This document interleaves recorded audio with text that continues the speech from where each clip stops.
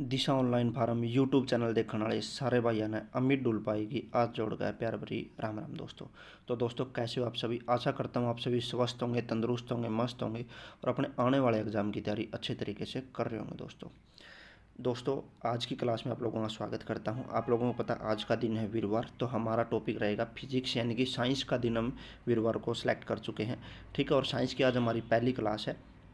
जो हमारा टॉपिक रहेगा इस पर यांत्रिकी और इसका पहला पार्ट है।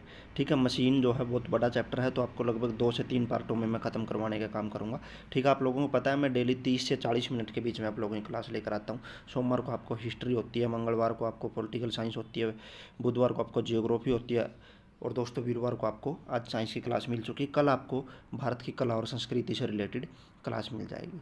ठीक है, ये जो क्लास हम लेकर आ रहे हैं 5 दिनों के लिए, ये सभी एग्जामों के लिए महत्वपूर्ण है। चाहे आपका एसएससी का कोई भी एग्जाम हो, एचएसएससी का कोई एग्जाम हो, या फिर पैरामिलिट्री फोर्स के हो, CISF head constable, SSB head constable, या फिर दिल्ली पुलिस का एग्जाम हो, या फिर हरियाणा सीईटी की बात हो, ये एग्जाम आपके हर एक एग्जाम में इस वीडियो में से आप लोगों को क्वेश्चन मिलने का काम करेंगे। ठीक है, आज की हमारी फिजिक्स की पहली क्लास है दोस्तों। तो दोस्तों आज का जो हमारा टारगेट है वो है गवर्नमेंट जॉब का, और जो मोटिव है दोस्तों क्विक रिवीजन विद क्वेश्चन। जी हाँ दोस्तों, जो आप लूसेंट की सामान्य ज्ञान की पुस्तक है उसमें जो डिटेल में जी के आप लोग पढ़ रहे हो, उसी से उसमें जो आप टॉपिक डेली पढ़ते हो उन्हीं टॉपिकों को लेकर के आप लोगों की जो है इसमें क्वेश्चन के साथ में रिवीजन करवाने का काम करता हूँ। आप जो डिटेल में वहाँ पर पढ़ते हो, इस वीडियो में आपको उसके क्वेश्चन मिलेंगे। आप लोगों उनके क्वेश्चनों को पढ़ोगे, ऑप्शन देखोगे, आप लोगों को माइंड में अपने आप आंसर आने लगेंगे, क्योंकि आप लोगों ने थ्योरी पढ़ रखी है उस चीज़ के बारे में।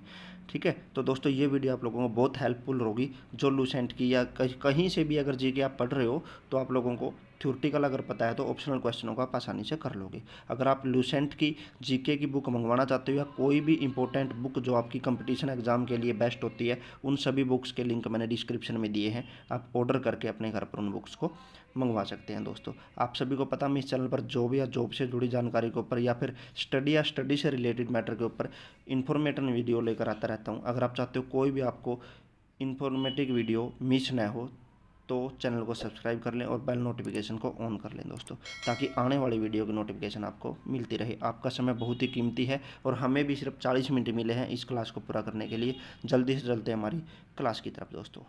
तो हम आ चुके हैं हमारी क्लास पर। आप लोगों के सामने क्वेश्चन आ चुके हैं। अगर पिछली क्लास किसी ने नहीं देखी है, जो हिस्ट्री, पॉलिटिकल, ज्योग्राफी की हो चुकी हैं, तो डिस्क्रिप्शन में प्ले लिस्टों का लिंक मिल जाएगा, वहाँ से आप वो क्लास देख सकते हैं दोस्तों। बढ़ते हैं हमारे पहले क्वेश्चन की तरफ। पहला क्वेश्चन है दोस्तों, कार्य का मात्रक क्या है। ऐसा ही मात्रक आप लोगों ने बताना दोस्तों। कार्य को किस चीज़ से मापा जाता है, क्या उसका मात्रक है। यूपी पीसीएस 1990, आरआरबी 2005 द्वारा ये क्वेश्चन पहले एग्जाम में पूछा जा चुका है। ऐसा ही मात्रक आप लोगों को पता है, वेरी वेरी इंपॉर्टेंट टॉपिक है, उससे 1 या 2 क्वेश्चन आपको एग्जाम में देखने को जरूर मिलता है दोस्तों। तो दोस्तों इसका ऑप्शन जो है कार्य का, ऑप्शन ए है जूल, ऑप्शन बी है न्यूटन, ऑप्शन सी है वाट एंड ऑप्शन डी है दोस्तों डाइन। तो दोस्तों बताइए क्वेश्चन नंबर 1 का राइट आंसर क्या होगा। सभी को पता है कार्य का सही मात्रक जूल है, यानी कि option A is the right answer. बढ़ते हैं दोस्तों क्वेश्चन नंबर 2 की तरफ। प्रकाश वर्ष किसकी इकाई है। बताइए दोस्तों प्रकाश वर्ष किसकी इकाई है। एसएससी ने 2014 में ये क्वेश्चन पूछा। वेरी वेरी इंपॉर्टेंट क्वेश्चन है। सभी क्वेश्चन आप लोगों को मेरी जितनी भी वीडियो आती हैं दोस्तों इंपॉर्टेंट ही मिलेंगे, बेफालतू की वीडियो में बनाता नहीं हूँ। तो दोस्तों इस क्वेश्चन के जो ऑप्शन दिए गए हैं, ऑप्शन ए है दूरी, ऑप्शन बी समय, ऑप्शन सी प्रकाश एंड ऑप्शन डी धारा। तो दोस्तों बताइए क्वेश्चन नंबर 2 का राइट आंसर क्या होगा। क्वेश्चन नंबर 2 का राइट आंसर ऑप्शन ए दूरी, यानी प्रकाश वर्ष जो है वो किसकी इकाई है दोस्तों, दूरी की, यानी कि दूरी का सही मात्रक क्या है, प्रकाश वर्ष। तो दोस्तों बढ़ते हैं आपके क्वेश्चन नंबर 3 की तरफ। बल की एसआई यूनिट क्या है। बताइए दोस्तों बल की एसआई यूनिट क्या है या बल का मात्रक क्या है। तो दोस्तों इस क्वेश्चन का ऑप्शन आपके सामने ए है केल्विन, बी है न्यूटन, सी है पास्कल और डी है दोस्तों वोल्ट। तो दोस्तों बताइए इस क्वेश्चन का राइट आंसर क्या होगा। आरआरबी एनटीपीसी ने 2016 में ये क्वेश्चन पूछा है। वेरी वेरी इंपॉर्टेंट है। आरआरबी एनटीपीसी के भी एग्जाम चल भी रहे हैं, एक एग्जाम हो चुका है, सेकंड की डेट आ चुकी है। तो वेरी वेरी इंपॉर्टेंट क्वेश्चन दोस्तों आप लोगों के लिए लेकर आ चुका हूँ। क्वेश्चन नंबर 3 का राइट आंसर होगा ऑप्शन बी, यानी कि न्यूटन दोस्तों। क्वेश्चन नंबर 4 में आप लोगों ने सूची सम्मिलित करनी है दोस्तों। सूची 1 और सूची 2 के साथ सुमेलित कीजिए और सूचियों के नीचे दिए गए कूट का प्रयोग करके सही उत्तर का चयन करें। सूची 1 में आप लोगों को उच्च वेग, तरंग दैर्ध्य, दाब, ऊर्जा, और सूची 2 में मैक, एंगस्ट्रम, पास्कल, जूल ये दिए गए हैं। बताइए कौन सा किससे संबंधित है। तो दोस्तों जल्दी बताइए इस क्वेश्चन का आंसर।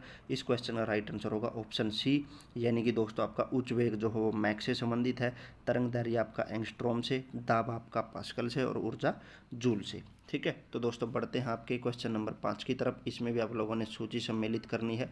सूची 1 में आपको भौतिक राशि दी गई है और सूची 2 में आपको इकाई बतानी है। ठीक है। तो दोस्तों बताइए, दूरी की इकाई क्या होती है, पदार्थ की मात्रा की क्या होती है, विद्युत आवेश की मात्रा की क्या होती है और ऊर्जा की क्या होती है। तो दोस्तों बताइए इस क्वेश्चन का राइट आंसर क्या होगा। क्वेश्चन नंबर 5 आपकी स्क्रीन पर। इस क्वेश्चन का राइट आंसर दोस्तों ऑप्शन ए। इसमें आपको दूरी का पता है, प्रकाश वर्ष होती है।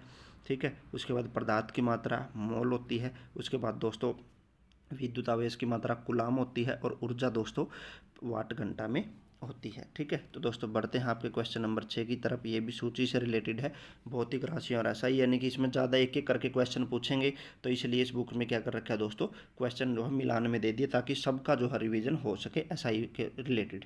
ठीक है। त्वरण, बल, कृत कार्य और आवेग, इनकी इकाई joule, newton second, newton metre प्रति सेकंड। तो दोस्तों बताइए क्वेश्चन नंबर 6 का राइट आंसर क्या होगा।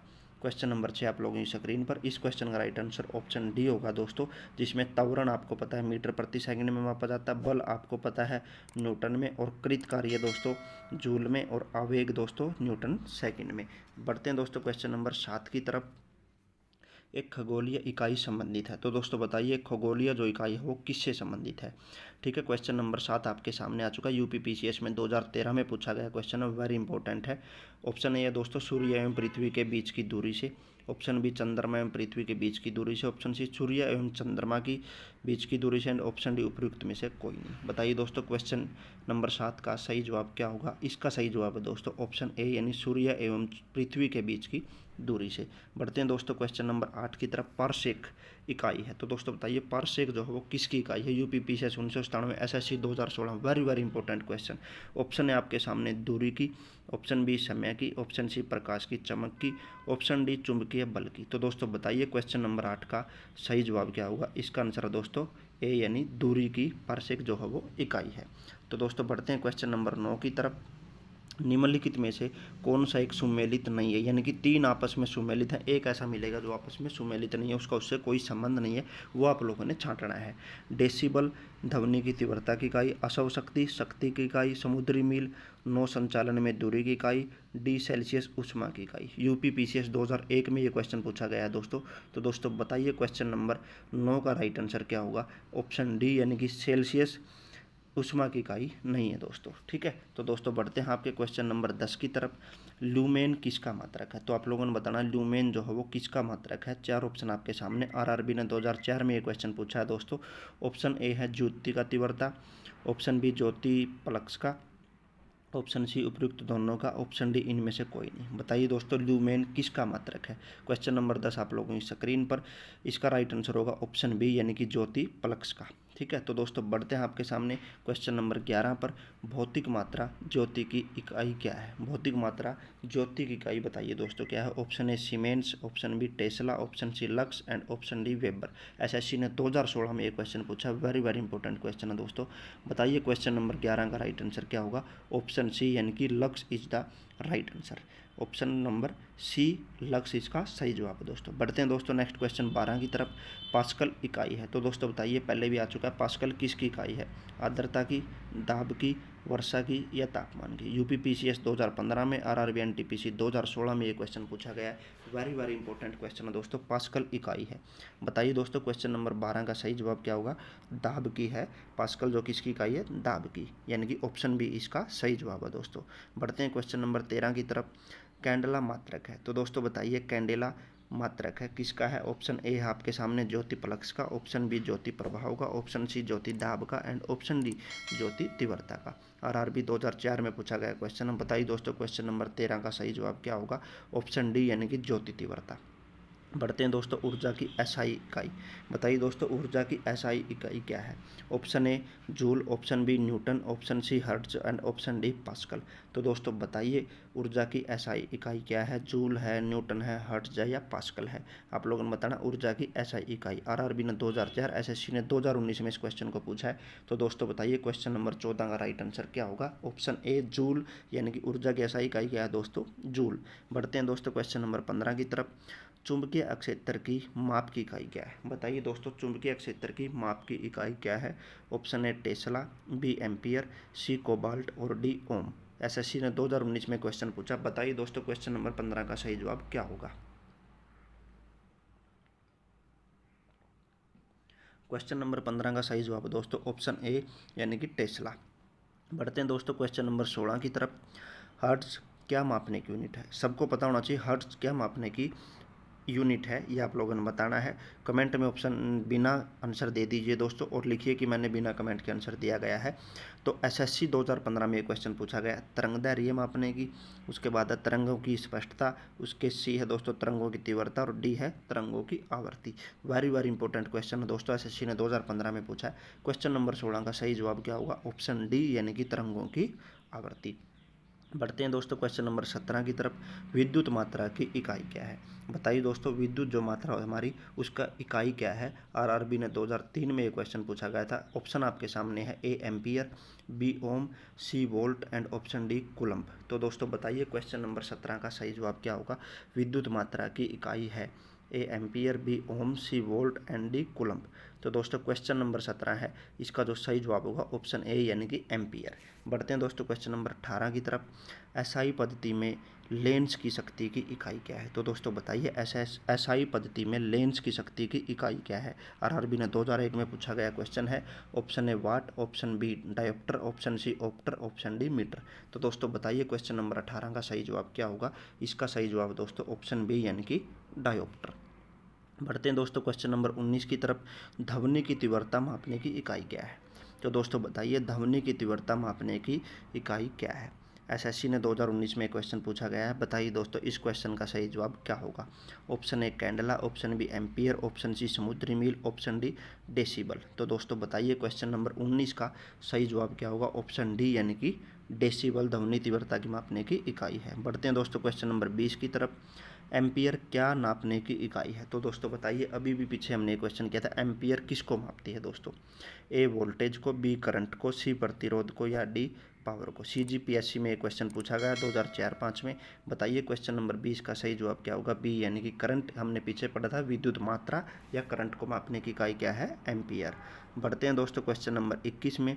यंग प्रत्यास्था गुणांक का एसआई मात्रक है। तो दोस्तों बताइए यंग प्रत्यास्था गुणांक का एसआई मात्रक क्या है। ऑप्शन ए डाइन प्रति सेंटीमीटर, ऑप्शन बी न्यूटन प्रति मीटर, ऑप्शन सी न्यूटन प्रति metre square, option D metre square प्रति सेकंड। तो दोस्तों बताइए आरआरबी ने 2005 में एक क्वेश्चन पूछा। क्वेश्चन नंबर 21 का सही जवाब क्या होगा। ऑप्शन सी यानी कि न्यूटन प्रति मीटर स्क्वायर इसका सही जवाब होगा दोस्तों। बढ़ते हैं क्वेश्चन नंबर 22 की तरफ। निम्नलिखित में से तापमान की एसआई इकाई है। तो दोस्तों बताइए इनमें से तापमान की एसआई इकाई क्या है। ऑप्शन ए रेम्प्योर scale, kelvin, option C ampere, D candela. SSC ने 2019 में एक क्वेश्चन पूछा है दोस्तों। बताइए इस क्वेश्चन का सही जवाब क्या होगा। क्वेश्चन नंबर 22 आप लोगों की स्क्रीन पर 4 ऑप्शन दिए गए हैं, उनमें से ऑप्शन बी यानी कि केल्विन इसका सही जवाब होगा दोस्तों। बढ़ते हैं दोस्तों क्वेश्चन नंबर 23 की तरफ।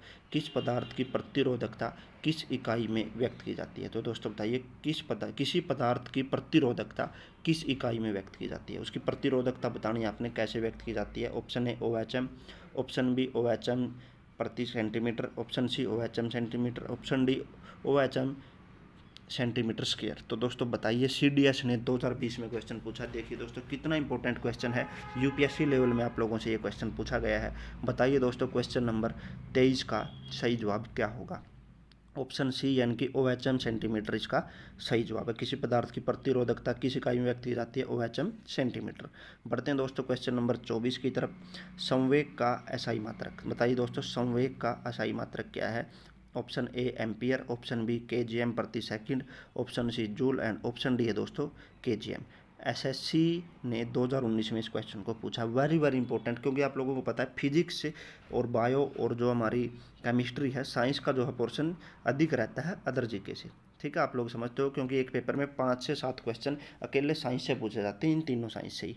ठीक है, और बाकी जो जीके है उसमें 15 क्वेश्चन, उसमें सब्जेक्ट बहुत सारे आ जाते हैं। तो आपका जो है मेन फोकस इस पे रहना चाहिए। मतलब कि ये मैं नहीं कहूँगा कि बाकियों को छोड़ दो इसी को ही पढ़ो, पढ़ना सबको है, लेकिन इसको थोड़ा सा सीरियसली लेके चलो, क्योंकि ये 5 से 6 नंबर की बात होती है।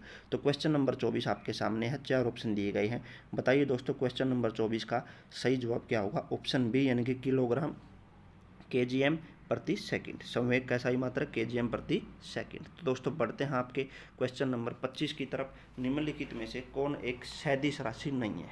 तो दोस्तों बताइए, एक सदिश राशि नहीं है, यानी कि इसमें 3 ऐसी दी गई हैं जो सदिश राशि हैं और एक है अदिश। वो आप लोगों ने बतानी है कि वो अदिश है, ठीक है। इनमें से सदिश नहीं है। 3 तो सदिश दे रखी है, यानी कि एक अदिश दे रखी होगी, सीधी सी बात है।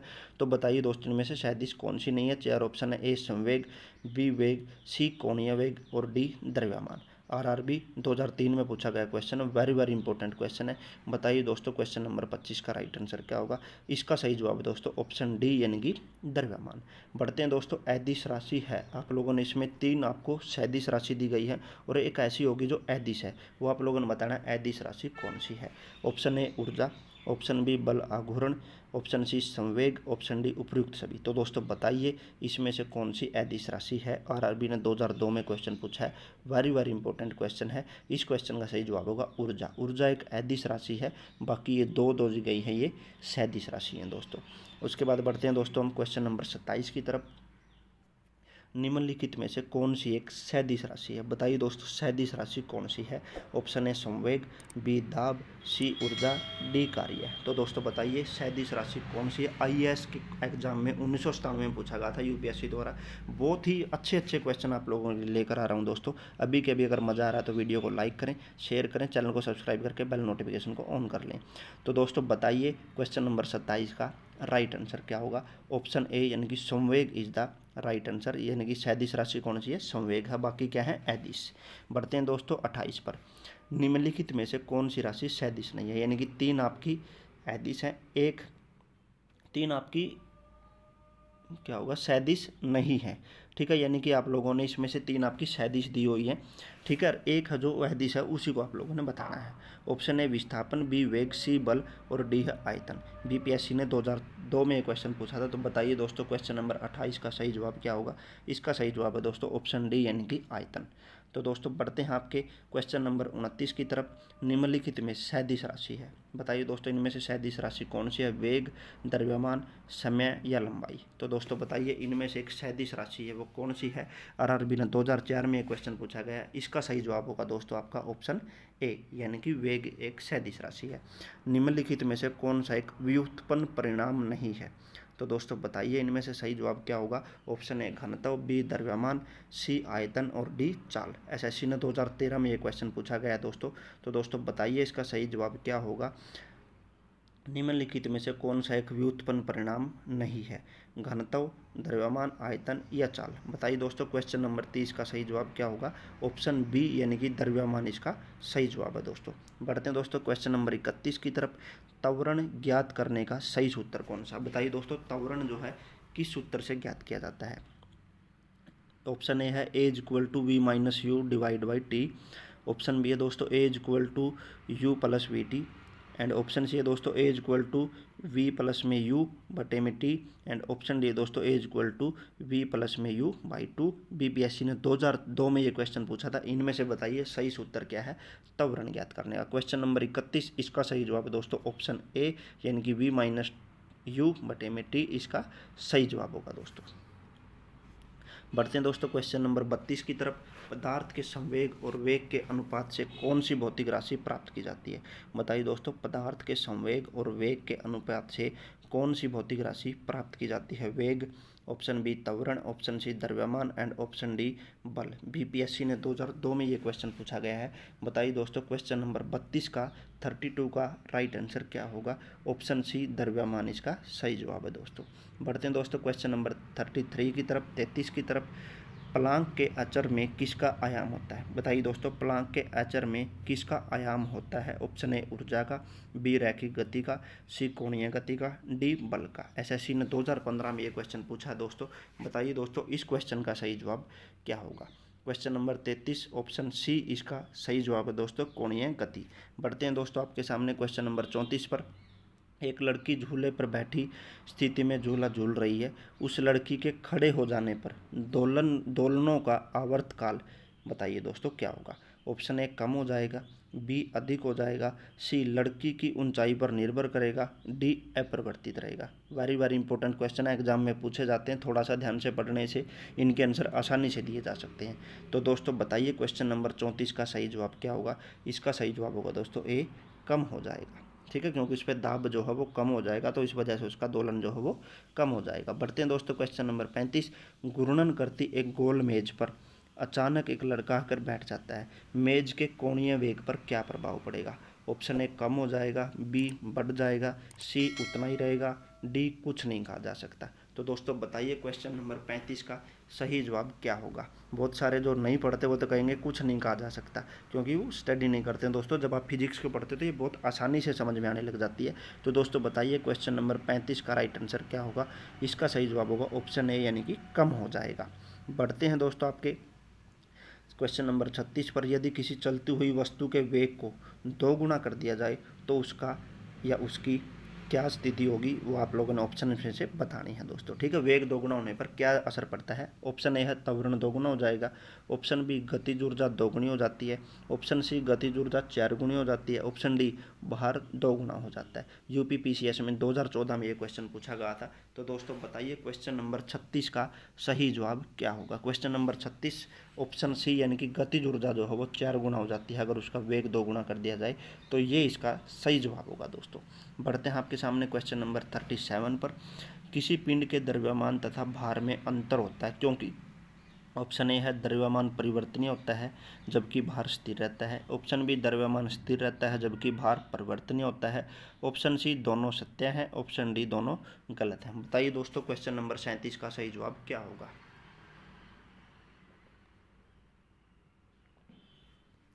क्वेश्चन नंबर 37 का सही जवाब होगा दोस्तों ऑप्शन बी, यानी कि द्रव्यमान स्थिर रहता है जबकि भार परिवर्तनीय होता है। बढ़ते हैं दोस्तों क्वेश्चन नंबर 38 की तरफ।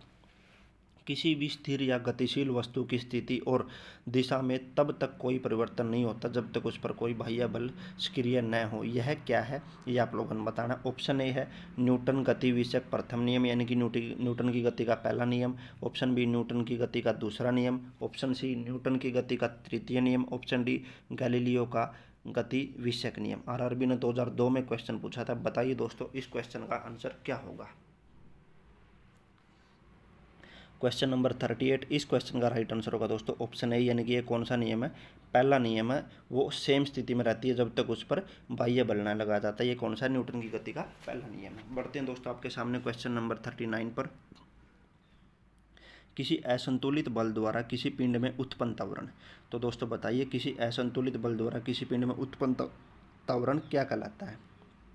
ऑप्शन ए बल के व्युत्क्रमानुपाती होता है, ऑप्शन बी बल के अनुक्रमानुपाती होता है, ऑप्शन सी बल के प्रभाव से स्वतंत्र होता है, ऑप्शन डी शून्य होता है। तो बताइए दोस्तों क्वेश्चन नंबर 39 का सही जवाब क्या होगा। क्वेश्चन नंबर 39 आपकी स्क्रीन पर 4 ऑप्शन दिए गए हैं, इनमें से इसका सही जवाब होगा दोस्तों ऑप्शन बी, बल के अनुक्रमानुपाती होता है। बढ़ते हैं दोस्तों आपके सामने क्वेश्चन नंबर 40 पर।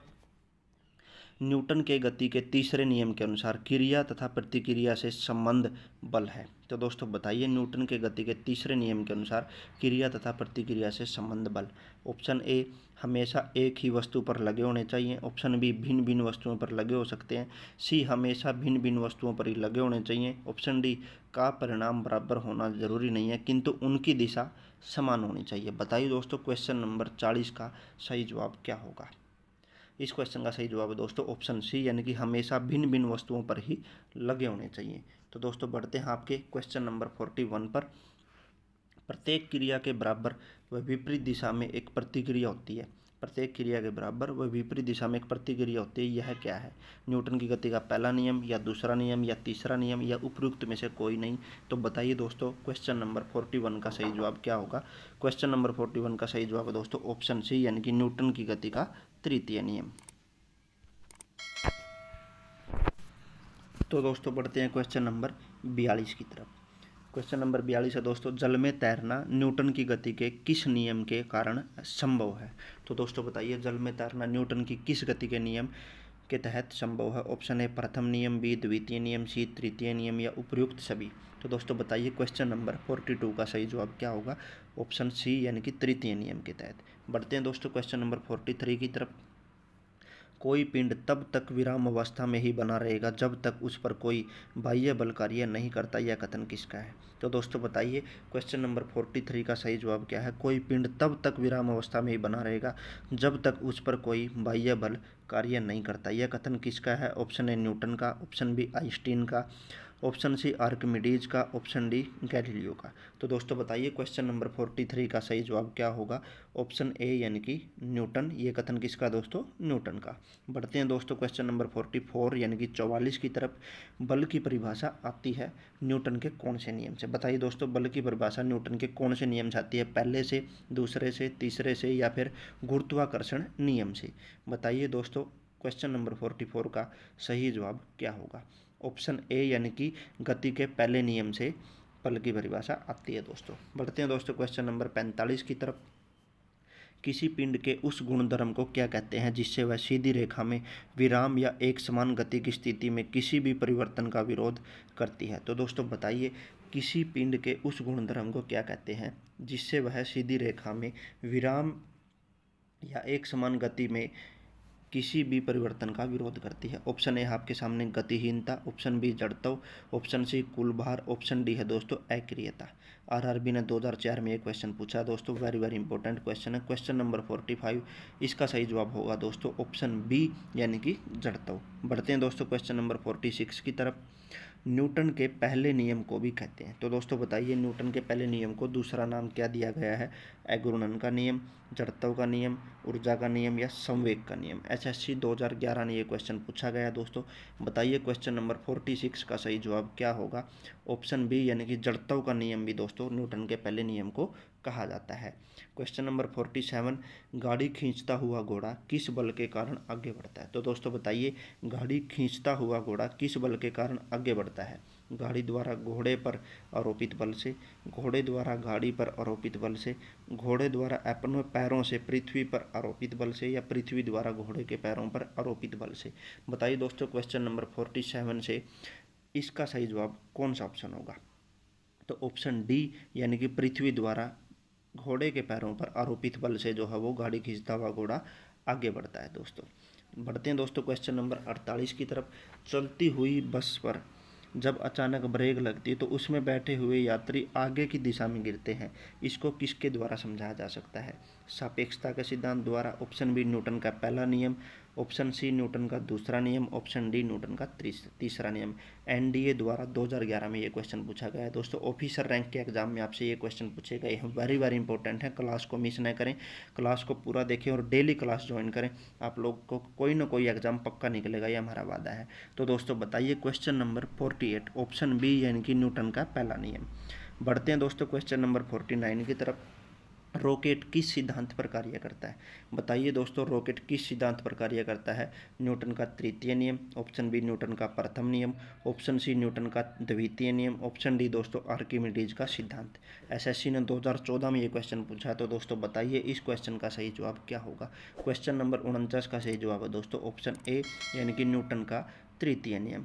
बढ़ते हैं दोस्तों क्वेश्चन नंबर 50 की तरफ। अश्व यदि एकाएक चलना प्रारंभ कर दे तो अश्वारोही के गिरने की आशंका का कारण है? ऑप्शन ए है दोस्तों जड़त्व आघूर्ण, ऑप्शन बी है दोस्तों द्रव्यमान का संरक्षण नियम, ऑप्शन सी विराम जड़त्व, ऑप्शन डी गति का तीसरा नियम। आरआरबी 2002 में ये क्वेश्चन पूछा गया है दोस्तों। बताइए क्वेश्चन नंबर 50 का सही जवाब क्या होगा? ऑप्शन सी यानी कि विश्राम जड़त्व इसका सही जवाब होगा दोस्तों। बढ़ते हैं दोस्तों क्वेश्चन नंबर 51 की तरफ। क्रिकेट का खिलाड़ी तेजी से आती हुई बॉल को क्यों अपने हाथों को पीछे खींचकर पकड़ता है? तो दोस्तों बताइए क्रिकेट का खिलाड़ी तेजी से आती हुई बॉल को अपने हाथों को पीछे खींचकर क्यों पकड़ता है? ऑप्शन ए बॉल विश्राम की स्थिति में आ जाती है, ऑप्शन बी बॉल त्वरित स्थिति में रह सकती है, ऑप्शन सी हो सकता है कि उसे कम बल लगाने की आवश्यकता हो, ऑप्शन डी हो सकता है कि उसे अधिक बल लगाने की आवश्यकता हो। बताइए आरआरबी ने 2002 में ये क्वेश्चन पूछा है। क्वेश्चन नंबर 51 का सही जवाब क्या होगा दोस्तों? ऑप्शन ए इसका सही जवाब है, बॉल विश्राम की स्थिति में आ जाती है। तो दोस्तों बढ़ते हैं क्वेश्चन नंबर 52 की तरफ। बल गुणनफल है। तो दोस्तों बताइए बल किसका गुणनफल है? ऑप्शन ए है द्रव्यमान और वेग का, ऑप्शन बी द्रव्यमान और त्वरण का, ऑप्शन सी भार और वेग का, ऑप्शन डी दोस्तों भार और त्वरण का। बीपीपीएससी 2002 में ये क्वेश्चन पूछा गया है। बताइए दोस्तों क्वेश्चन नंबर 52 का सही जवाब क्या होगा? इसका सही जवाब है दोस्तों द्रव्यमान और त्वरण का गुणनफल क्या होता है? बल। तो दोस्तों बढ़ते हैं क्वेश्चन नंबर 53 की तरफ। जब कोई व्यक्ति चंद्रमा पर उतरता है तो उसके शरीर में उपस्थित है। तो दोस्तों बताइए जब कोई व्यक्ति चंद्रमा पर उतरता है तो उसके शरीर में क्या उपस्थित होता है? ऑप्शन है आपके सामने पदार्थ की मात्रा में परिवर्तन होता है, भार घट जाता है, मात्रा अपरिवर्तित रहती है, भार में परिवर्तन होता है, मात्रा तथा भार दोनों में कमी होती है। तो दोस्तों बताइए क्वेश्चन नंबर 53 का सही जवाब क्या होगा? ऑप्शन बी भार घट जाता है, मात्रा अपरिवर्तित रहती है। ठीक है, तो दोस्तों बढ़ते हैं आपके क्वेश्चन नंबर 54 की तरफ। यदि हम भूमध्य रेखा से ध्रुवों की ओर जाते हैं तो जी का मान, तो यानी कि द्रव्यमान जी हो, जी से डिनोट करते हैं हम द्रव्यमान को, वो आपने बताना है। यदि हम भूमध्य रेखा से ध्रुवों की ओर जाते हैं तो जी का मान, ऑप्शन ए बढ़ता है घटता है, ऑप्शन सी वही बना रहता है, डी 45 डिग्री अक्षांश तक घटता है। तो दोस्तों बताइए क्वेश्चन नंबर 54 का सही जवाब क्या होगा? ऑप्शन ए यानी कि वो क्या होता है? बढ़ता है दोस्तों। बढ़ते हैं दोस्तों क्वेश्चन नंबर 55 की तरफ। शरीर का वजन पृथ्वी की सतह पर सभी जगह एक समान होता है, ऑप्शन बी ध्रुवों पर अधिकतम होता है, ऑप्शन सी विषुवत रेखा पर अधिकतम होता है, ऑप्शन डी मैदानों की तुलना में पहाड़ियों पर अधिक होता है। बताइए दोस्तों शरीर के वजन में इन चारों में से कौन सी बातें सही हैं? पृथ्वी की सतह पर सभी जगह समान है, ध्रुवों पर अधिकतम है, विषुवत रेखा पर अधिकतम है, या मैदानों की तुलना में पहाड़ियों पर अधिकतम है। आरआरबी 2006 में ये क्वेश्चन पूछा गया। बताइए दोस्तों क्वेश्चन नंबर 55 का सही जवाब क्या होगा? इसका सही जवाब है ध्रुवों पर अधिकतम होता है, क्योंकि आप यह बात आप सभी जानते हो पृथ्वी की सभी जगह पर समान नहीं हो सकता, क्योंकि ध्रुव भी पृथ्वी पर ही है, विषुवत रेखा भी पृथ्वी पर ही है।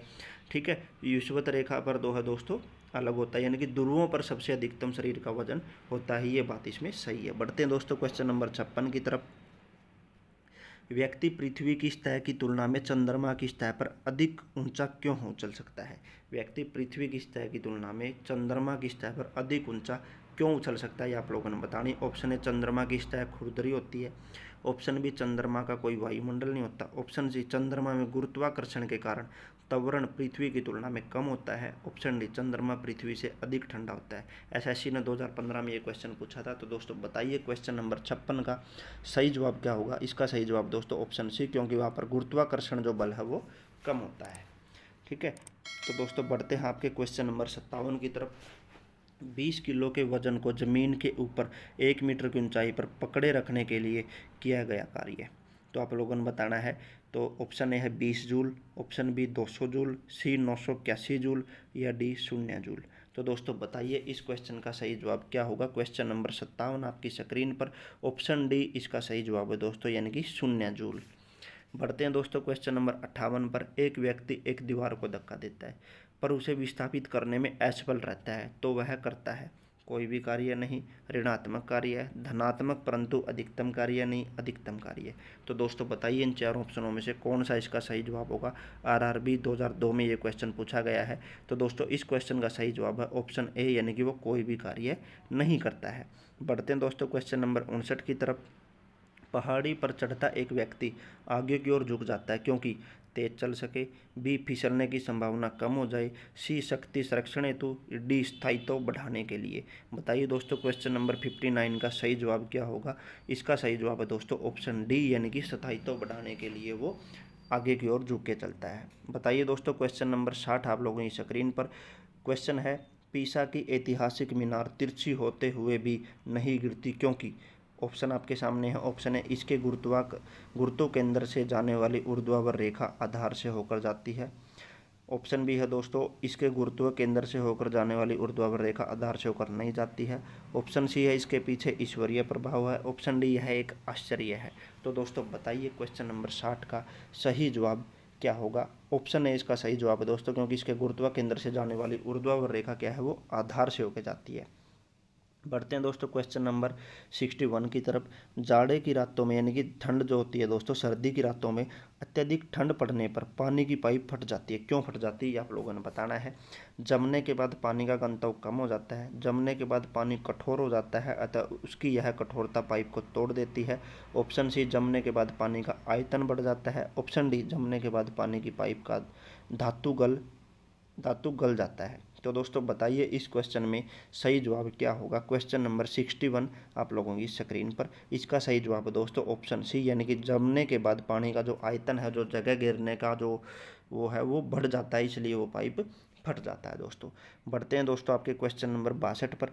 पानी से भरी डाट लगी बोतल जमने पर टूट जाएगी, क्योंकि मतलब एक बोतल जब पानी से भरी हो और उसके ऊपर डाट लगी और उसको हम अगर बर्फ़ जमाते तो वो टूट जाएगी, क्यों टूट जाएगी आप लोगों ने बताना है। जमने पर बोतल सिकुड़ती है, जमने पर जल का आयतन घट जाता है, जमने पर जल का आयतन बढ़ जाता है, या कांच ऊष्मा का कुचालक है। IAS के 1994 एग्जाम में ये पूछा गया था, यानी कि 1994 में एग्जाम पूछा था। तो बताइए क्वेश्चन नंबर 62 का सही जवाब क्या होगा। सही जवाब वही है दोस्तों जो पिछले क्वेश्चन का था, जमने पर जल का आयतन क्या है वो बढ़ जाता है। बढ़ते हैं दोस्तों क्वेश्चन नंबर 63 की तरफ। जल के आयतन में क्या परिवर्तन होगा यदि तापमान 9 डिग्री से गिराकर 3 डिग्री कर दिया जाए। तो आयतन में कोई परिवर्तन नहीं होगा।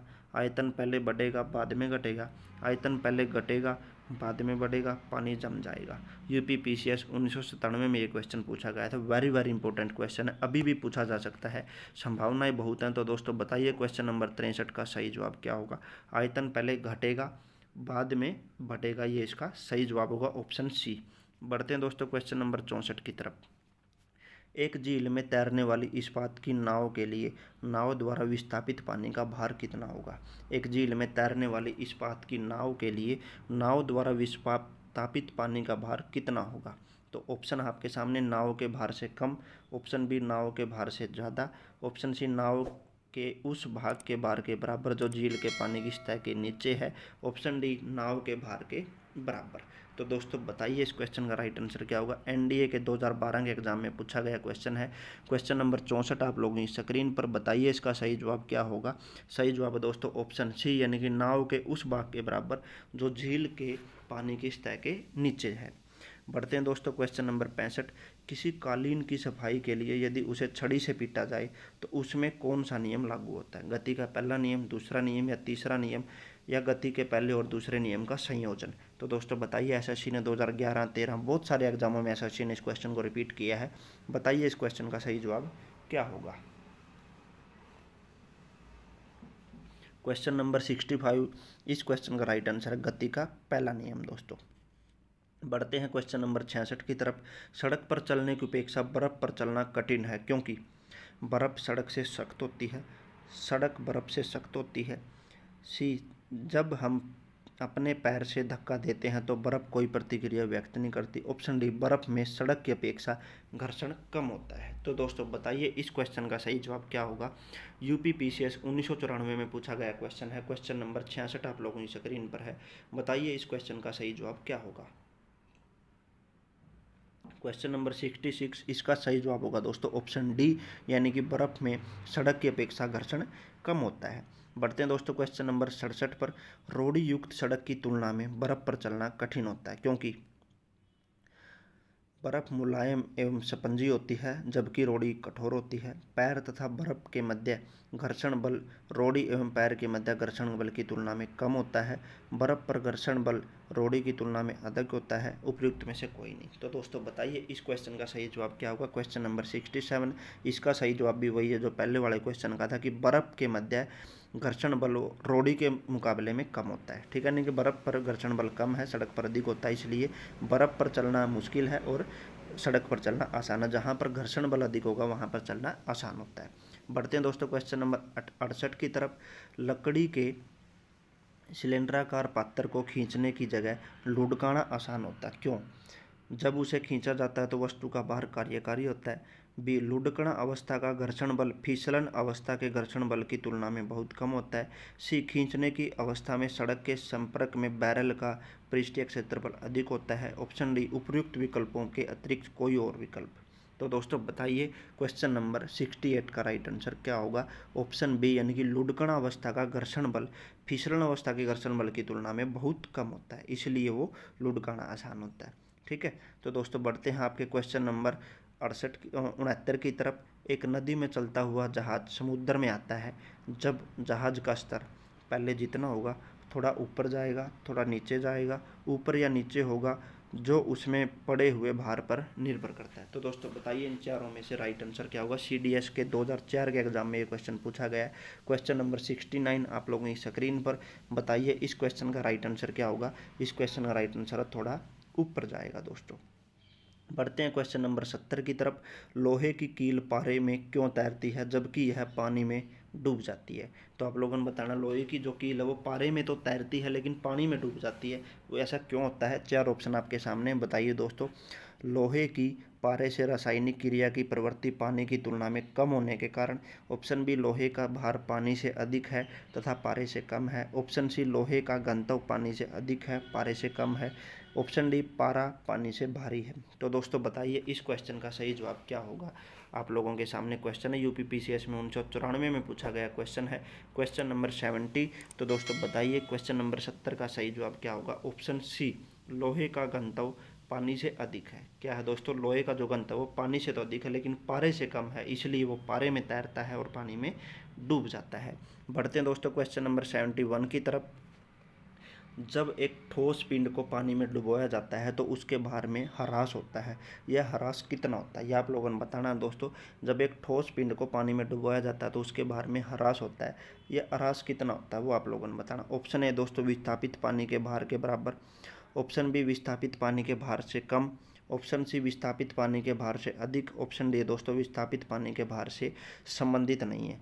NDA NA 2012 में ये क्वेश्चन पूछा गया है। क्वेश्चन नंबर 71 का राइट आंसर होगा ऑप्शन ए यानी कि विस्थापित पानी के भार के बराबर। बढ़ते हैं दोस्तों क्वेश्चन नंबर 72 की तरफ। बर्फ़ पानी में तैरती है परंतु अल्कोहल में डूब जाती है क्योंकि। तो दोस्तों बताइए जो बर्फ़ है वो पानी में तो तैरती है लेकिन अल्कोहल में वो डूब जाती है, ऐसा क्यों होता है। ऑप्शन ए है पानी अल्कोहल की अपेक्षा पारदर्शी होती है। ऑप्शन बी बर्फ़ पानी के जमने से बनती है। ऑप्शन सी बर्फ़ ठोस है जबकि अल्कोहल तरल है। बर्फ़ पानी से हल्की होती है और अल्कोहल से भारी होता है। तो दोस्तों बताइए इनमें से इसका सही जवाब क्या होगा। ये क्वेश्चन आज की क्लास का आखिरी क्वेश्चन। आप लोगों को पता है 30 से 40 मिनट का ये हमारी जो क्लास होती है, क्योंकि लंबी क्लास में वही बात है सभी बच्चे पूरा नहीं देख पाते और बोरिंग भी फील हो जाता है। मैं भी नहीं चाहता कि आप बोर हो, मज़े मज़े में अच्छे तरीके से इंटरेस्ट के साथ पढ़ें तो बढ़िया है। चाहे 2 क्वेश्चन कम करें दोस्तों, लेकिन इतने करें कि हमें याद रह सकें। ठीक है, तो इस क्लास को हम आज यहीं पर समाप्त करेंगे इस क्वेश्चन को आंसर बताने के बाद। ठीक है, अगर आपको सेशन पसंद आया तो वीडियो को लाइक करें, शेयर करें और सब्सक्राइब जरूर कर लें ताकि आने वाली वीडियो का नोटिफिकेशन आपको मिलता रहे। डेली शाम को 5 बजे आना ना भूलें। हर रोज़ अलग अलग सब्जेक्ट की आपकी क्लास होती हैं और ये क्लास आपको एक न एक दिन सफलता जरूर दिलाएंगी दोस्तों 72 क्लास क्वेश्चन का जो राइट आंसर है वो है आपका ऑप्शन डी यानी कि बर्फ़ जो पानी से तो हल्की होती है जबकि अल्कोहल से भारी होती है, इसीलिए वो पानी में तैरती है और अल्कोहल में डूब जाती है दोस्तों। तो दोस्तों मिलते हैं कल की क्लास में, कला और संस्कृति, शाम को 5 बजे आना ना भूलें। तो दोस्तों इस वीडियो को यहीं पर समाप्त करते हैं, मिलते हैं एक और नेक्स्ट वीडियो में। वीडियो देखने के लिए धन्यवाद दोस्तों। अपना ख्याल रखिए, स्टडी को ऐसे ही कंटिन्यू करते रहिए, एक न एक दिन सफलता मिल जाएगी।